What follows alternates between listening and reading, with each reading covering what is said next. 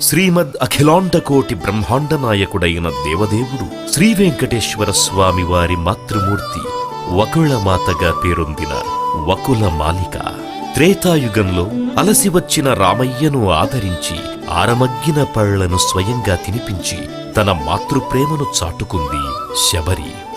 ద్వాపర యుగంలో శ్రీమన్నారాయణుడు దేవకీ గర్భంలో శ్రీకృష్ణుడిగా జన్మించిన రేపల్లెలో యశోదా కృష్ణుడిగానే పెరిగాడు. ఆ చిన్ని కృష్ణుణ్ణి లాలించి పాలించి అమ్మతనంలో కమ్మతనాన్ని రంగరించి తినిపించి పెంచింది యశోద.